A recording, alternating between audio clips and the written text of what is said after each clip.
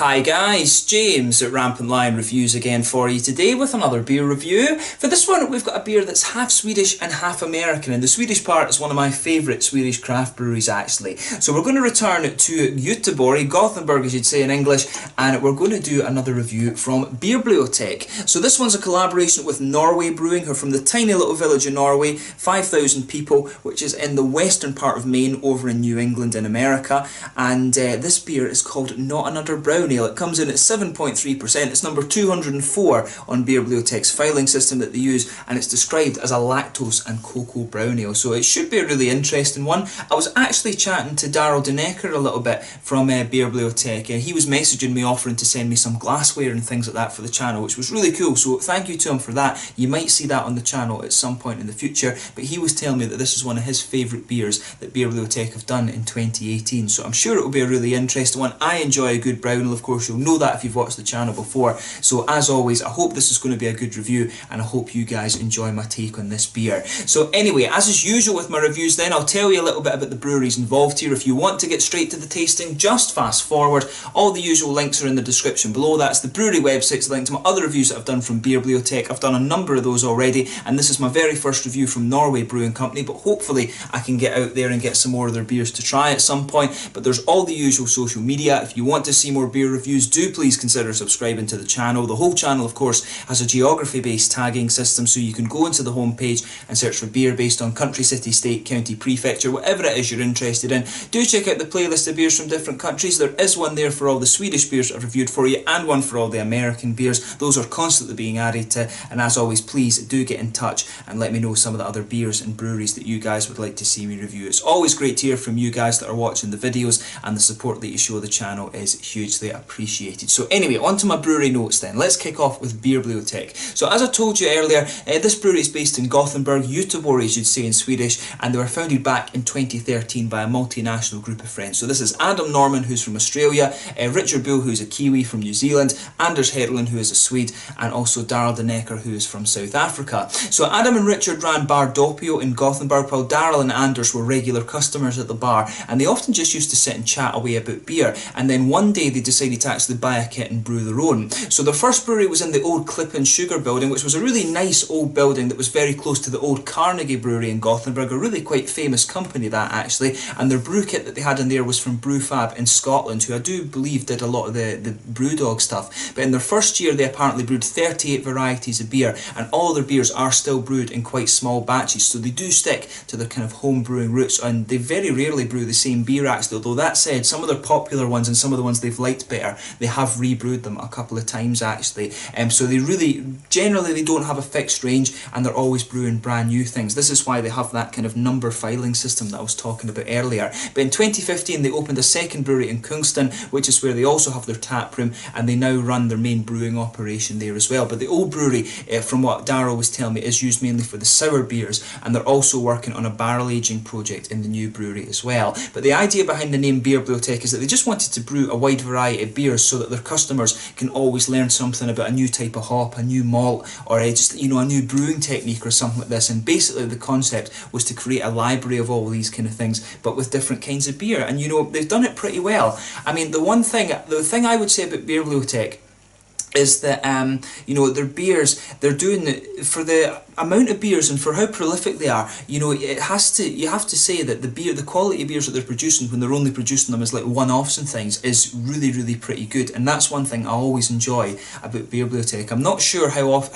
you know, the pilot batches and things like that, or if they just brew a batch of it and see how it turns out. I'm not sure exactly how they do it, although Darryl did invite me to go and have a look at their breweries and stuff like that, which I will take him up on at some point. But you know, these guys are really prolific, and you know, the beers that they're putting out are really good, and it's all the more impressive when you consider the fact that they only tend to brew them once. So if you're interested in Swedish craft beer, Beerbliotek are definitely one of the breweries that I recommend you check out. So that's all you really need to know about them. I'll put their Facebook link and their website page and stuff in the description for you below, and you can have a little look at that. But let's move on to Norway Brewing Company then. So as I told you, Norway Brewing Company are based in Norway, which is a little town of about 5,000 people. It's in the western part of Maine, in New England, the very northeastern part of America, of course. But they were founded back in 2016 by Charles Melhus and his wife Erica, both of whom I believe are Norwegian citizens. But Charles used to work at Lervig Brewery in Norway, and he's also a dual citizen of the US as well. But the brewery is based on Main Street in Norway in Maine, and the company is also owned partially by Charlie's parents, and this is Olas and Brenda. But they moved over in 2014 to start turning the old trolley building into a restaurant and brew pub. And Erica actually has a background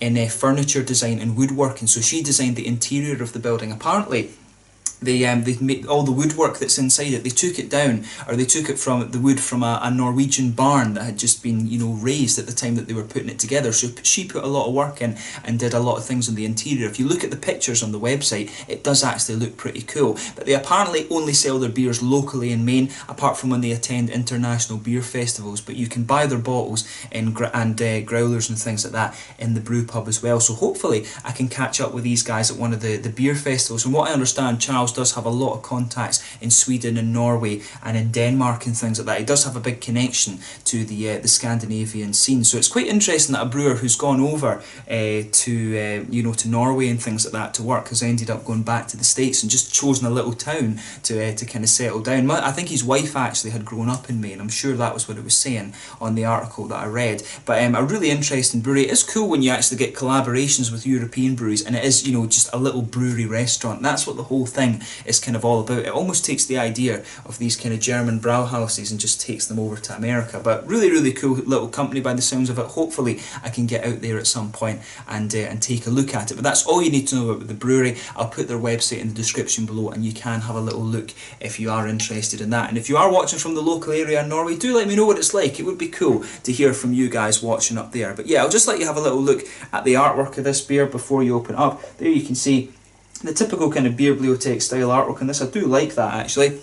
It says on the front here, collaborations are an integral part of our brewing philosophy, and this is the story of two breweries from opposite sides of the Atlantic who, neither I really liking brown ales, got together to brew a brown ale. So yeah, should be a really interesting one. There you can see on the back, Swedish craft beer product, the 1 crown pant that you get, so always make sure you recycle your cans, save the trees and all this kind of thing. But yeah, without further ado, let's get this guy out and get on with the tasting. So like I said, 7.3% brown ale with lactose and cocoa, so it should be a really nice one. And as I say, Daryl Denecker told me that this is one of his favourite beers, or this is his favourite beer that Beerbliotek have produced in 2018. So let's get it out and into the glass and just see how we get on.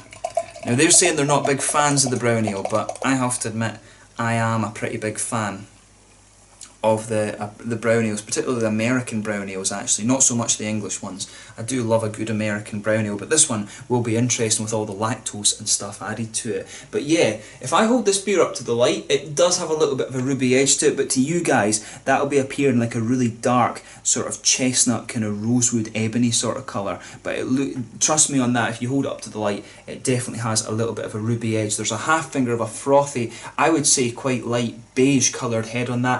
I think if you held this beer up to the light, if it wasn't so dark, it would actually be quite clear, but you guys aren't going to be able to see that on the camera this, but I do think this would be a pretty clear beer. And there's one or two big bubbles sticking towards the side of the glass and quite a few little ones just heading up towards the bottom of that head there. But you know, overall it does look pretty nice. It's quite a dark looking brown ale. I'll just let you have a little look at the camera there. I think on the edge you can see a little bit of that ruby edge there. I'm just checking on the camera control, but yeah, it does look pretty much as you would expect from a brown ale, although it does, you know, it's interesting. You're getting a bit of good roasty malt out of this one, so you know, we'll just see how we get on with that aroma. Let's take a closer look at it. Yeah, so with this one, definitely a good little bit of roasty malt coming out of this beer. Good bit of chocolate in there as well. It does have a little bit of sweetness. There's definitely some brown sugar popping out of that as well. It's quite sweet, but at the same time it's got a little bit of a toasty character to it. There's almost a little bit of a kind of bready note in there. It's almost got a little bit of that kind of brown bready quality, which is quite interesting. But yeah, chocolate. Definitely it's got you can smell the lactose in there. It's a really milky chocolate that's coming out of this one. But yeah, brown sugars, milky chocolate, like I was saying, a bit of almost brown bready quality coming out of this one, and it does have a little bit of a roasted kind of black malt quality to it. There's maybe a little bit of a red candied fruit to this one. It reminds me of the little heart-shaped sweets that you get in the Haribo Star Mix. The aroma coming out of this beer a little bit really does remind me of that. But yeah, it smells really, really nice. So yeah, just as I always say, take a little bit of time and enjoy the aroma of the beer before you get stuck into it. That's always half the experience when it comes to whiskey, sake and craft beer and all these sorts of things. But let's have a go at this one then. So this one is the Not an Udder Brown Ale, number 204, a collaboration between Beerbliotek from Gothenburg in Sweden and Norway Brewing Company from Norway, a little tiny town in the western part of Maine in New England in America. Let's get stuck into this one. Slàinte, skål.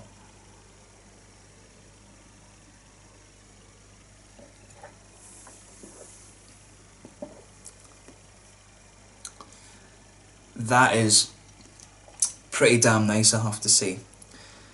I never, you know, it's one of these things, and you can always rely on Beerbliotek for that. They really do have some really random ideas when it comes to beer.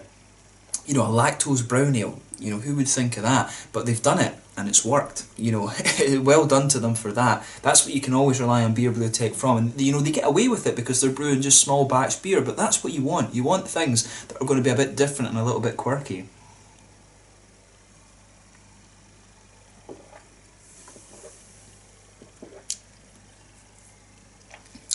But that's a really nice beer.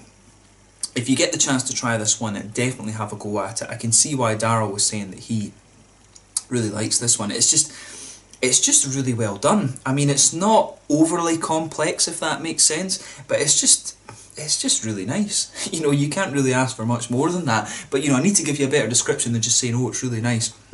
So let's try and focus a little bit. So with this one, there is a little touch of a roasty kind of black malt backbone to this, but you know, it is nowhere near as prominent as it's going to be in like a stout or something like that. But as you go further into the aftertaste, a little bit of that roasty black malt does start to come out.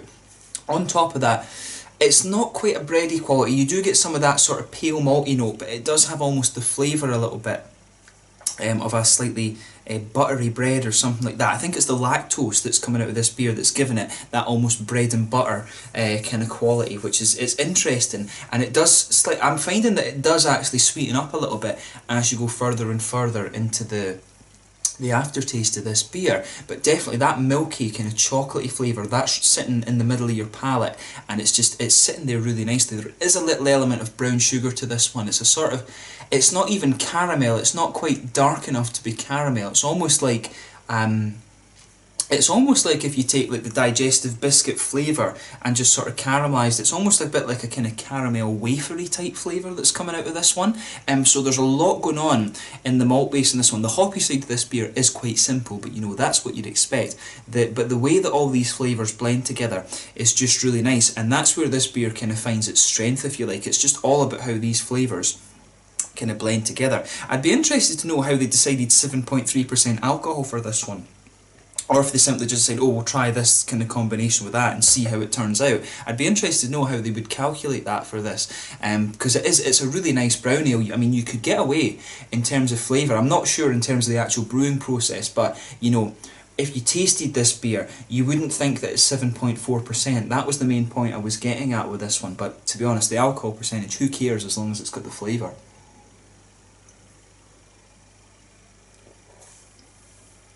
It's one thing I've often said about craft beer: if you could replicate the flavours that you get from the IPAs and all these different beer styles without the alcohol, I wouldn't care. I would just enjoy the flavour of it.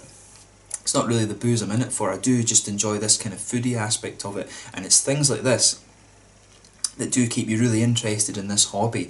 But it's just all about how everything goes together. As your mouth adjusts to this one, I think the kind of roasty malts just go on the back burner a little bit, and the beer does get a little bit more chocolatey and lactosey, and then that sort of biscuity kind of flavour starts to come out of it as well. But it's really nicely done, this beer.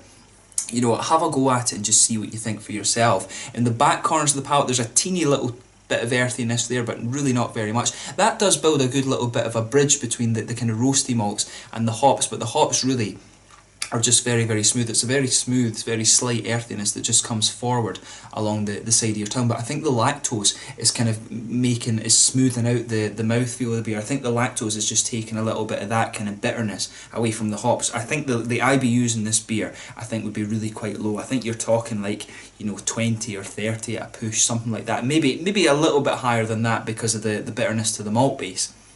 But overall, I don't think the IBUs in this beer are too high at all. But it's just a really nicely done beer. As I say, it's not too complex in terms of what you can actually get from like a brown ale or an imperial brown or whatever you want, but it is just really well done, and that's I think what Beerbliotek, you know, that's what they do really well. Their beers are all just really quite nicely done. They do seem to have this kind of trait with the malt base. I've always found the Beerbliotek beers have got this really nice smooth malt base, and they just get a little bit of sweetness out of it, and I really do like that about their beers.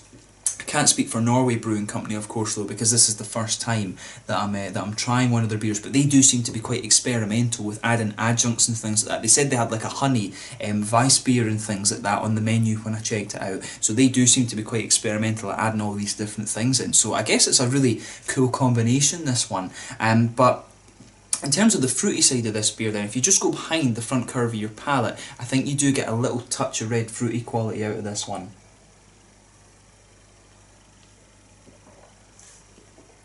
Yeah, there's just a little bit of a slightly candied red fruit to this. You know, it could be a little bit figgy, but I think it's the little sort of heart-shaped sweets from Haribo Star Mix that you're getting from this one. It's really nice that all these flavours just combine together really well with this beer. So in terms of the mouthfeel then, I would say mid-bodied, carbonation is very smooth on this one. It's a mixture between a kind of, it's got a little bit of bitterness, it's got a little bit of sweetness, but then it's got that nice kind of lactosey, creamy mouthfeel to it. There's a good bit of sweetness from the malt base, but as I said, there's that little bit of bitterness from the kind of roasty malts just to balance it out. The hops are very smooth, and there's a little bit of a kind of red fruity character in there as well. But overall, like I say, it's just a really, really solid beer, and it is something that's quite unusual. I can really see why Darryl was saying to me that this is his favourite beer that they've done, because it is something unusual, but it's something that will definitely kind of grab your attention a little bit. So I think I'll go back to this one. I might actually buy another couple of cans of this if it's only going to be a sort of one-off, but they've done a really nice job of that. It's a really cool collaboration, and I'm glad that I got to review this one for you. So yeah, let's leave it at that. So once again, thank you for watching my beer reviews. Until the next time, please like, subscribe, share, all the usual YouTube stuff. Do let me know your own thoughts on this beer in the comment section below. And I would say this, I don't know whether to say this is my favourite one that I've had from Beerbliotek so far. It could well be, actually. I'm just trying to think of all the other ones that I've had. But it's definitely up there. All their beers are good, but this is definitely up there with the better ones I think that I've had from Beerbliotek, and it's a good introduction to Norway Brewing Company for me as well, so hopefully I can get out to New England and try some of their beers. But a really, really lovely beer, this one. Not another brown ale, number 204 from Beerbliotek in Gothenburg in Sweden, brewed in collaboration with Norway Brewing Company from Norway, Maine, New England over in America. So thank you again for watching, and I will catch you guys very soon. Just a lovely, really solid brown ale, and something that's definitely quirky and it'll keep you on your toes. Slàinte just now, skål.